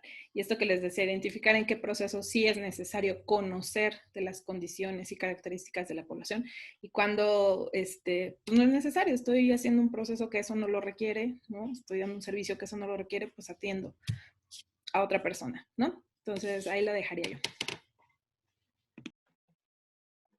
Muchísimas gracias, Bere. Pasamos con la respuesta a la pregunta de discriminación, o nos seguimos de largo, porque la siguiente pregunta justo es la que ya respondió Berenice, es ¿qué herramientas o estrategias tenemos para la atención sin discriminación. Entonces, no sé, igual nos seguimos de largo y le daría la palabra a Ana y al finalizar contigo vamos, Gerardo. Adelante, Ana. ¿Qué herramientas o estrategias cuentas y nos puedes compartir para esta atención digna? Nuevamente, y con temor de sonar reiterativa, pues educarnos, ¿no? Cuando ya estamos nosotros en la posición de servidores, servidoras públicas y nos toca a nosotras y sabemos, o sea, la primera vez que nos llega una persona y no sabemos cómo atenderla, todas las personas tenemos derecho a no saber, a no conocer. Pero entonces nos toca informarnos, nos toca educarnos, nos toca cuestionarnos y buscar soluciones. Para mí es básico ser responsable. O sea, si es mi trabajo, es mi responsabilidad educarme. Ser respetuosa. La persona que está enfrente de mí, antes que cualquier cosa, es una persona. Y por lo tanto, merece ser respetada y que se respeten sus derechos y que se cumpla con la atención que necesita. Y resolver, si la persona está aquí frente a mí, es porque necesita una solución a un trámite. Entonces, ahora sí que son mis 3 R's, ¿no? Respeto, responsabilidad y resolución. Si tenemos esas 3 cosas, es que ya podemos dar un buen trato a la gente. Como plantea por acá en los comentarios Héctor, o sea, es indispensable reconocer que somos servidores, servidoras públicas y por lo tanto es nuestro trabajo dirigirnos con respeto a la otra persona y educarnos a nosotras mismas, a nosotros mismos para saber qué necesita y cómo atenderles. O sea, si yo soy una persona que trabajo en el registro civil, nuevamente, perdón que me agarre yo con el registro civil, pero es la institución con la que más roces he tenido. Hola, mis amigos y mis amigas del registro civil, muchos saludos. Si soy una persona que trabaja en uno de estos escritorios del registro civil y recibo los oficios que le tengo que pasar al director y al subdirector y demás, y me llega un oficio de parte de, no sé, lo voy a decir así como al azar, de la Secretaría de Relaciones Exteriores, diciendo, oye, de verdad, este, esta acta que me presentaron es real, con 2 mamás, y de verdad existe algo como un reconocimiento de lesbomaternidad. Y de verdad, en caso de que existe un reconocimiento de lesbomaternidad, no estamos dejando fuera a un señor. Y pues yo soy esta persona que trabaja en el escritorio y recibí la hoja, pues no la dejo reposar un mes en mi escritorio hasta que llegan estas madres lesbianas angustiadas a preguntar, oigan, de casualidad no recibieron un oficio y ya lo habrán girado y ya le habrán dado respuesta, mientras me desayuno mi torta de chorizo que huele todo el lugar y le digo a esas mamás, sí lo recibí, pero no supe qué hacer con él, entonces lo dejé aquí. Y casual, o sea, si yo fuera esa servidora pública, a mí se me hubiera ocurrido pararme de mi escritorio, ir con mi superior o superiora y preguntar qué se hace en esos casos. O buscar un poco acerca de las legislaciones acerca de madres lesbianas, o no sé, educarme en el tema. Entonces, pues justo, ¿no? Si tenemos un tema enfrente, resolvemos. Y por si no lo han notado todavía, esto que les estoy contando es anecdótico, es algo que a mí me pasó como usuaria. ¿Sí? Y sí fue real que yo tuve ahí a la persona desayunando y diciéndome que no sabía qué hacer con ese oficio que le había llegado hacia un mes.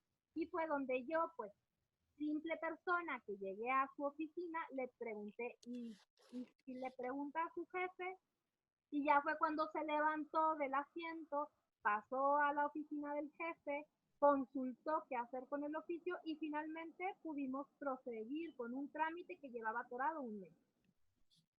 Entonces nosotras no debemos de ser ese funcionario o funcionaria, ese servidor o servidora que atoremos un mes, un trámite en la vida de una persona, porque es la vida de una persona la que estamos interrumpiendo. y tenemos que ser bien conscientes de eso.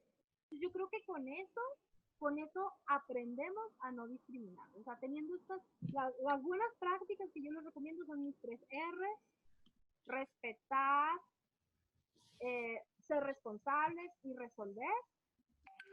Y pues la otra buena práctica es educarnos y movernos, o sea, hacer cosas tomando en cuenta que la persona que está enfrente es un ser humano que necesita una solución.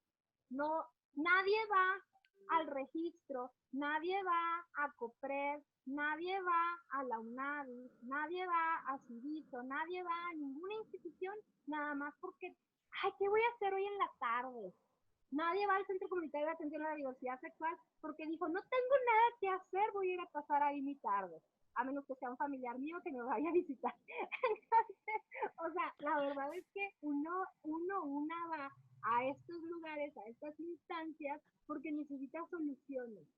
Perdón que te interrumpa, Ana, pero creo que sí las personas que se encuentran aquí con nosotros podrían acercarse a organizaciones y espacios como el Centro Comunitario de Atención a la Diversidad Sexual y llegar y preguntar, oiga, ¿y aquí qué atienden? ¿Qué es lo que hacen? ¿Cuál es Pero su justo función? con una pregunta en mente, buscando una solución, aprender, educarse, con mucho gusto los recibimos, ahí estamos para educarnos, porque para eso servimos, ¿no? Para acercar, para ser interlocutoras entre la población civil y gobierno. Justo para eso estamos y encantadas de brindar toda la educación necesaria en todos los temas LGBTI+. Toda la sensibilidad que anden buscando, acá nos sobra. Gracias.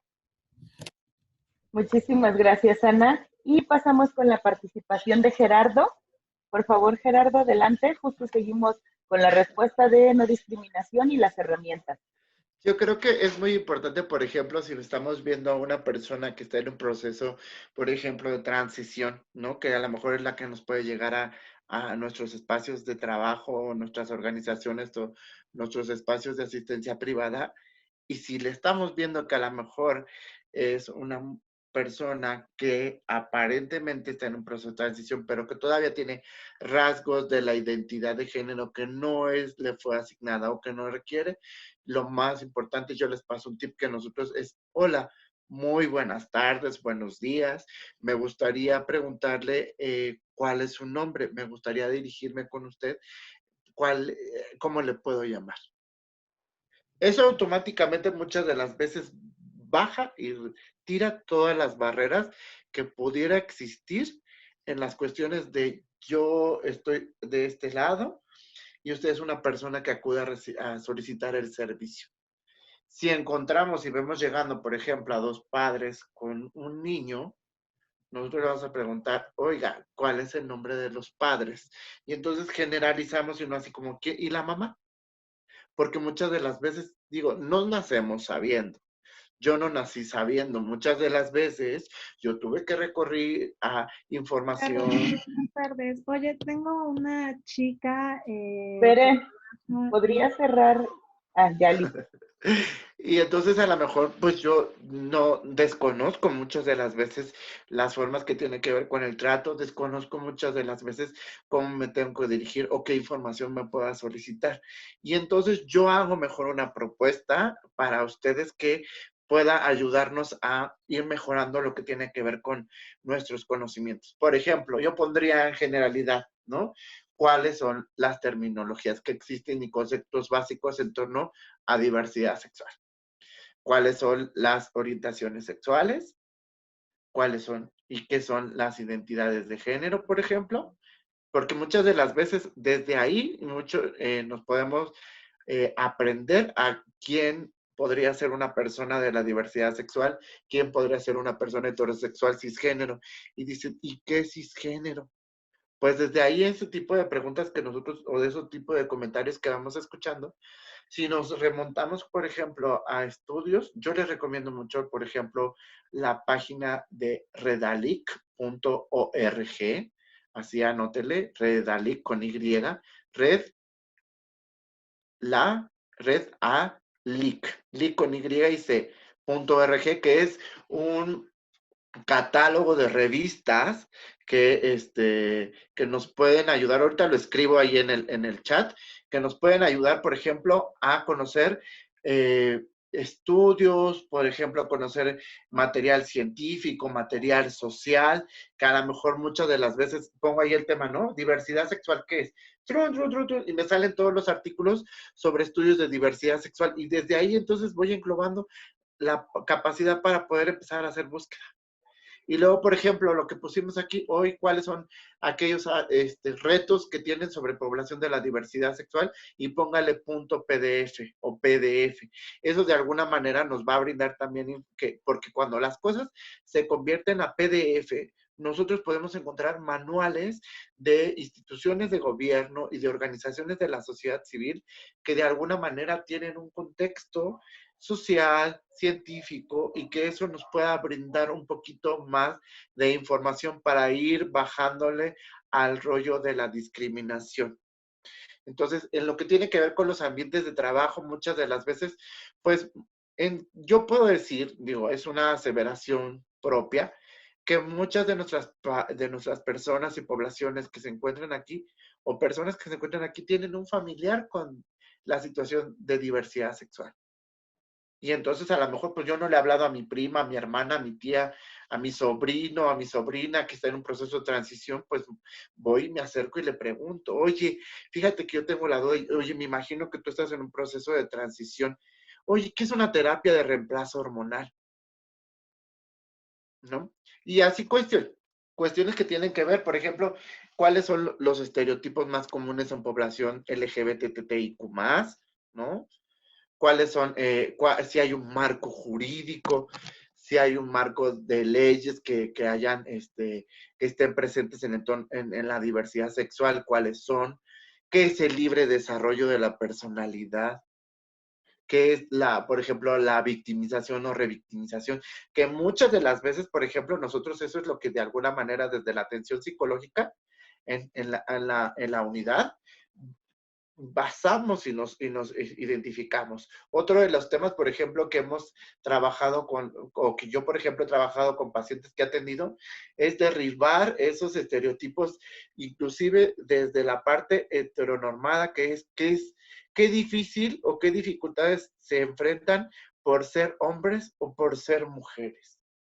Y ahí vamos a encontrar que en el rollo de lo que tiene que ver con lo femenino o lo que de alguna manera siempre se castiga, siempre se juzga y siempre se le señala a todas las cuestiones. Por ejemplo, las cuestiones que tienen que ver con violencia de género, a muchas de las mujeres han encontrado un sinfín de información, porque finalmente existen conductas que de alguna manera minimizan las características de las personas como mujeres.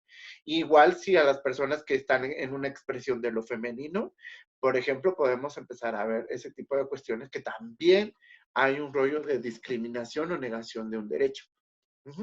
Entonces, vemos y podemos entender las diversidades porque las vivimos y las tenemos en un contexto. Podemos tener un amigo que es gay o una amiga que es lesbiana. Oye, de alguna manera, ¿cómo te relacionas? Y entonces nos vamos acercando y a lo mejor vamos abriendo un poquito el espectro y destruyendo y minimizando todo lo que tiene que ver con estereotipos o ideas erróneas que tenemos acerca de las poblaciones de la diversidad sexual. ¿Y a qué me refiero con esto? Con personas gays, con personas lesbianas, con personas bi, con personas trans, con personas intersexuales. Y entonces voy investigando toda esa información que me va a dar. Inclusive a lo mejor desde sus áreas ustedes pueden crear un protocolo de atención. Entonces, al crear nosotros tener información, podemos crear herramientas. Nosotros realizamos un protocolo de todas las herramientas y de todo el estudio que se ha hecho. Espero que ya sirva tu micrófono, Liz, y puedas hablar acerca de esa herramienta que nosotros hemos realizado. Muchísimas gracias, Gerardo. Y le damos la palabra a Liseda Gauta, trabajadora social de la UNADI. Adelante, por favor, Liz.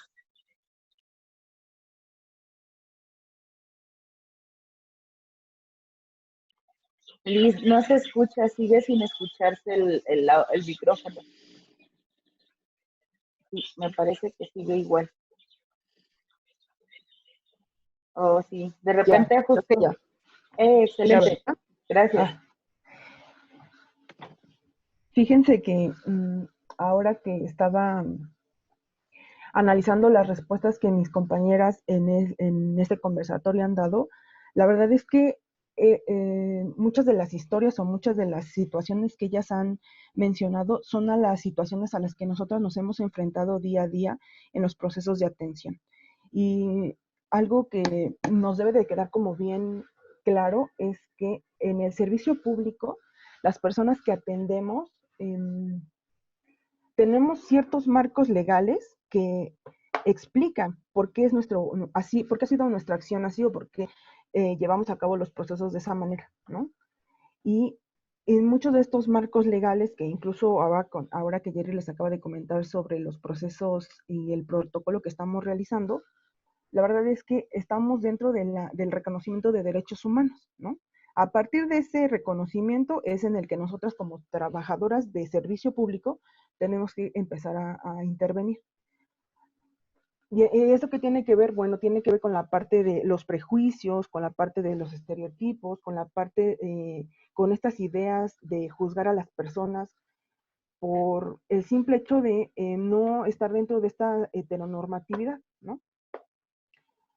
Y algo que me llama mucho la atención y que creo que coincido también con Ana de Alejandro y con las personas que han participado en este conversatorio, es que sí realmente hace falta una sensibilización a las personas servidoras públicas del gobierno de la Ciudad de México y creo que en muchos niveles, ¿no? O sea, no nada más en gobierno de la Ciudad de México, sino a nivel federal, ¿no? En la parte de justicia, ¿no?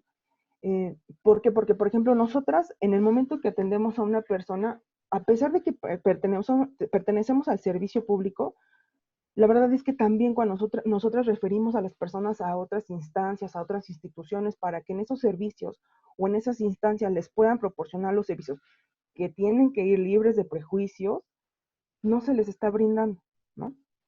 ¿Por qué? Porque tiene que ver con esta parte de prejuicios, de estas ideas preconcebidas e incluso de estas ideas incluso hasta religiosas, ¿no? Que como lo comentaban de Alejandro y hacía muy puntual esa parte, ese tema, nosotros estamos brindando un servicio y se tiene que brindar desde un punto de vista objetivo, ¿no?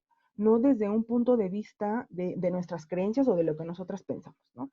Porque hay todo un marco legal normativo, hay hay toda una teoría que tiene que ver con la cuestión de derechos humanos incluso, ¿no? Y ahí también permea en la parte de la Constitución Política de la Ciudad de México y la Constitución Política de México, ¿no? Específicamente en el artículo primero está estipulado que no tiene que haber actos de discriminación hacia las personas por su orientación, que en este caso en la Constitución lo establece como por preferencias sexuales, pero bueno, básicamente lo mismo, ¿no? Y nosotros, por ejemplo, en el proceso en el que nos encontramos cuando atendemos a las personas, pues nos encontramos con todo un contexto, ¿no? A una persona o sea, está transversalizada por muchos contextos, o sea, no nada más a lo nivel, lo que tiene que ver con lo individual, no, tiene que ver también o está atravesada con los niveles sociales, con los niveles políticos, con las cuestiones o con un contexto económico. Y todos estos contextos influyen en que la persona en algún momento dado no se reconoce como sujeta de derechos, ¿no? Entonces, imagínense que una persona no se reconoce como sujeta de derechos y va y solicita un servicio y en el servicio que está solicitando, pues hay un rechazo, ¿no? Entonces,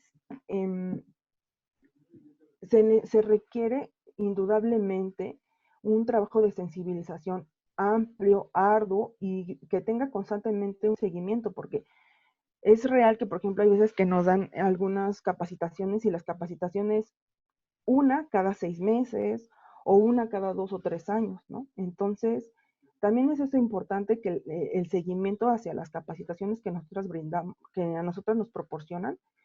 Y también algo bien importante, que como personas del servicio público, es que tenemos que estar informadas, ¿no? Tenemos que investigar, tenemos que conocer, tenemos que ampliar como todos estos panoramas de atención a las personas, porque no solamente se trata de diversidad sexual, sino que en sí la sociedad como tal es ampliamente diversa, ¿no? Empezando por ese punto importante. Y nosotros, por ejemplo, en el proceso de atención nos regimos bajo ciertos principios que creo que nos han funcionado y que ya están estipulados dentro de nuestro protocolo, y es el primero es el reconocimiento de los derechos humanos, ¿no? El segundo es el reconocimiento que dentro de la misma diversidad que nosotros atendemos, hay necesidades comunes, pero también hay necesidades específicas en cada una de estas orientaciones e identidades y o expresiones de género, ¿no? Y entonces, ¿de dónde podemos reconocer estas necesidades o dónde las podemos investigar o dónde las podemos conocer? Bueno, se conocen a partir de investigar diagnósticos, de leer, de leer como las estadísticas, de leer las encuestas de discriminación. Toda esta información nos da, valga la redundancia, información que nos ayuda a la parte de nuestra intervención, ¿no? Y ahorita, por ejemplo, estaban hablando acerca de algunas estrategias que nosotros podemos ocupar. Pues principalmente yo les recomendaría que busquen glosarios. Hay muchísimos glosarios por parte de COPRED, de CONAPRED, para trabajar con personas con VIH.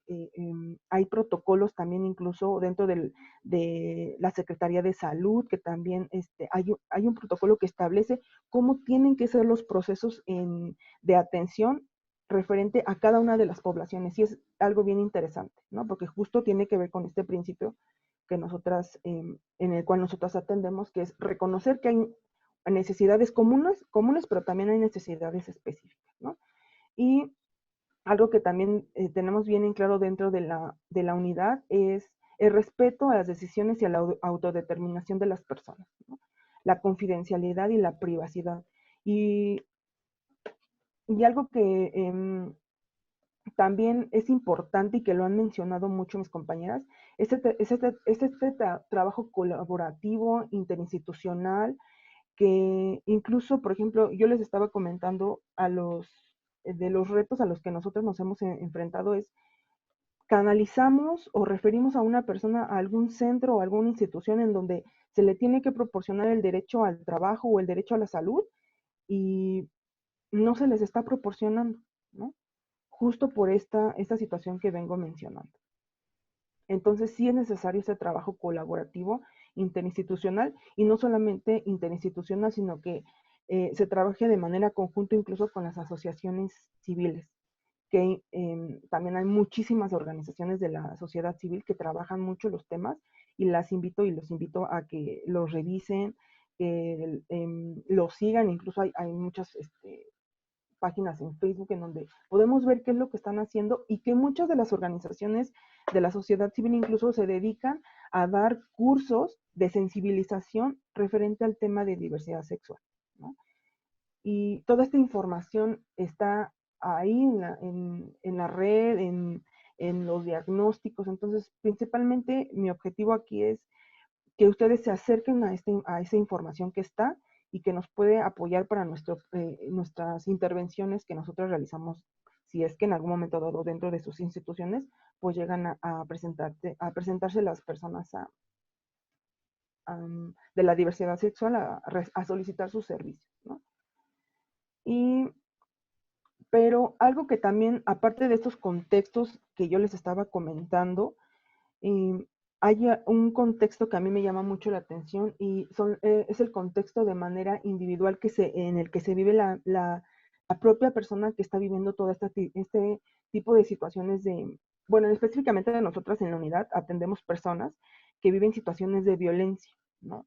Entonces, no solamente es identificar que la persona está viviendo violencia, que ahorita les voy a comentar algo que encontramos dentro del diagnóstico, sino, bueno, que es por parte de otras personas, sino que también hay una violencia internalizada, ¿no?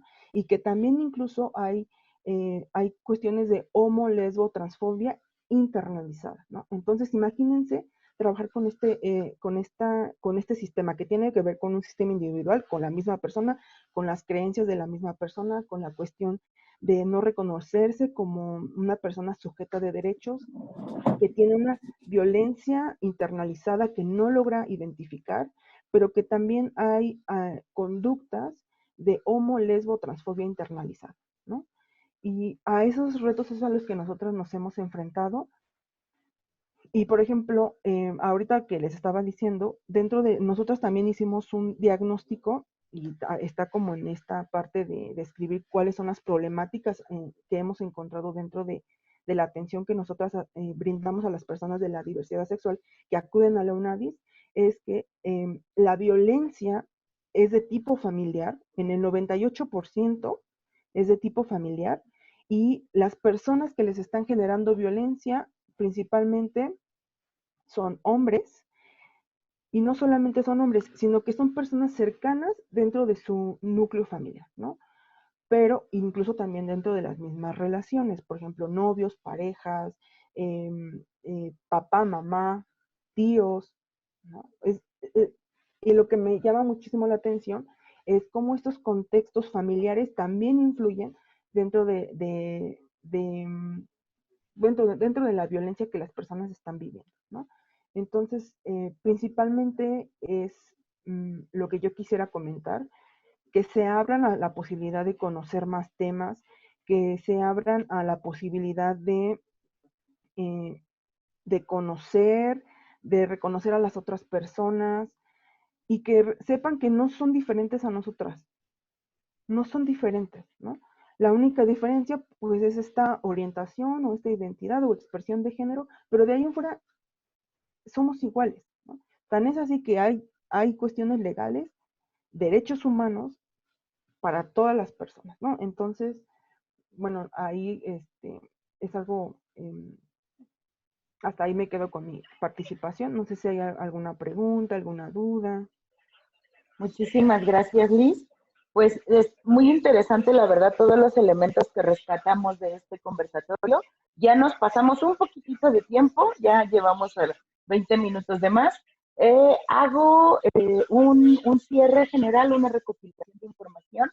Desde el inicio nos estaban señalando, todo esto viene de prácticas culturales que se acaban significando en las prácticas laborales que tenemos al interior de las instituciones donde nos desenvolvemos. Nos hablaban necesariamente de conocer el marco normativo, la capacitación y la formación, todo este esquema educativo como necesidad imperante que debe de estar permanentemente en las instituciones, reconocer prácticas violentadoras y discriminatorias al interior de la institución, apelar al sentido común de las personas, todo lo que nos comentaba Héctor en los comentarios en torno al respeto. También nos señalaban, bueno, el gran reto, necesidad de educar permanentemente, el tema de la voluntad política como otro de los elementos transversales a reconocer, el lenguaje como una de las herramientas que podemos ir trabajando de facto, el uso, nos decía Berenice, el uso de los términos neutros.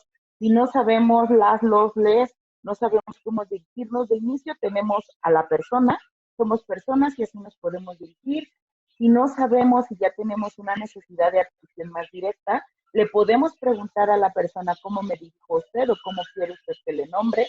En el tema de objeción de conciencia de la persona servidora pública, nunca olvidar que la institución es responsable de salvaguardar los derechos de las personas, independientemente de que dentro de la institución existan personas que objeten conciencia para no dar esa atención. La institución en todo momento siempre debe de dar una atención digna a todas las personas. Y las herramientas que nos decía Ana, respeto, responsabilidad y resolver las temáticas. Hay algunas participaciones, nos están dando las gracias, y pues vamos cerrando el conversatorio, si no hay más participaciones de las personas que hoy nos acompañan. Aquí les doy muchísimo las gracias por habernos acompañado en este conversatorio de estrategias de atención digna a las personas LGBTI+. Si lo que les comentaba siempre el compañero Cristian en todos los lugares es el tiempo es uno de los elementos más valiosos que tenemos las personas. El habernos dedicado estos horas para poder iniciar este proceso de sensibilización. Para nosotros es muy valioso y de parte de la Dirección General de Diversidad Sexual y Derechos Humanos, les agradezco mucho su compañía. Le doy la palabra a Jerry, ¿nos quiere decir algo? Igual si quieren despedir las ponentes, adelante.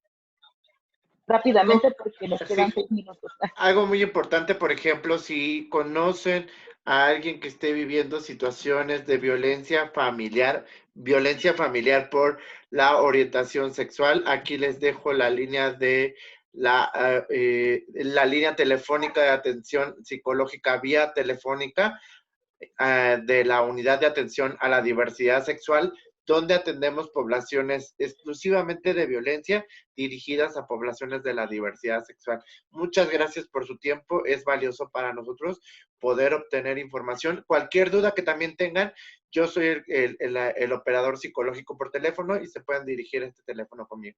Gracias. Muchísimas gracias. Pues de mi parte, también agradecer mucho por la invitación, por quienes estuvieron todo este tiempo escuchándonos y decirles, el comercial es que el Consejo para Prevenir la Discriminación de la Ciudad de México cuenta con cursos en línea, cursos virtuales que son gratuitos, que pueden acercarse y tomarlos sobre los diferentes grupos de atención prioritaria en la ciudad. Y bueno, también hay un área de educación ahí a la que pueden acercarse con muchísimo gusto. Mis datos están en el directorio de la página del Consejo, igual ahorita si quieren se los pongo ahí, pero bueno, ahí están los datos de todos los que coordinamos las áreas en el Consejo, en la página de COPRED y en el directorio, y pues eso, que nos tratemos como personas, como seres humanos que somos, esa es la prioridad, y no hagas lo que no quieres que te hagan, así que tolerancia, respeto y el ejercicio pleno de los derechos es la base. Muchas gracias. Adelante. Sí, por mi parte, pues yo reiterar, ¿no? Hay que tener en mente lo que quiere y necesita la persona que está buscando atención para poderle apoyar de forma adecuada y resolver lo que está buscando. Recordar que lesbiana, gay, bisexual, trans, no son malas palabras. Úsenlas con criterio, díganlas sin miedo, hablen con las personas con naturalidad. Si hablamos sin miedo y con respeto, no hay nada que pueda salir mal. Todo tiene que salir bien. A las lesbianas no nos ofende que nos digan lesbianas, nos ofende que nos digan personas así como tú, como con miedo. Entonces, perdiendo el miedo y ganando mucho respeto. Educarnos mucho en derechos humanos y diversidad sexual. Y bueno, pues también mi comercial, ¿no? En el Centro Comunitario de Atención a la Diversidad Sexual estamos dando talleres en línea y pues nos pueden encontrar en nuestra página de Facebook. Entonces, pues, adelante. Muchísimas gracias a todas, todos y todas por conectarse el día de hoy. Les voy a pedir a las participantes que nos hagan llegar me parece que todas tienen infografía para los datos de contacto, se las hacemos llegar a Dan y que se las facilite a todas las personas que integran la HAP. Muchísimas gracias, Adán, te dejo la palabra. Muchas gracias, Alegría, y sí agradeceríamos la información para poder compartirla con las instituciones y ellas tengan contacto con ustedes. Me va a permitir compartir mi pantalla para hacer entrega virtual de unos agradecimientos a nombre de la Junta de Asistencia Privada de la Ciudad de México por su participación de cada una y uno de ustedes en la sesión de formación y desarrollo, estrategias de atención digna para las poblaciones LGBTI+. Primero, para Ana de Alejandro García. Muchas gracias, Ana. Gracias a ustedes por invitarme. Gracias. También hacemos entrega a Berenice Vargas Ibáñez. Muchas gracias, Berenice. Muchas gracias a ustedes. También a Gerardo Olivares Bringas. Gracias. Y también a Liseda Dauta García.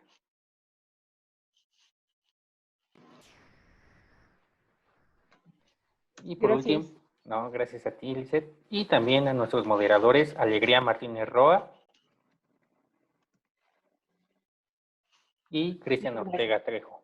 Muchas gracias a cada uno de ustedes y esperamos que esta actividad haya sido de utilidad para cada una de nuestras instituciones y haya sido enriquecedor también para nuestros participantes y ponentes. Muchas gracias. No olviden llenar el formulario que Alegría les solicitó a través del chat. Igual si lo puedes volver a postear, Alegría, para que también cuenten con el registro. Pues muchas gracias. No olviden también evaluar la actividad a través de la liga que les envió con el acceso a este evento. De nuestra parte sería todo. Tengan una excelente tarde.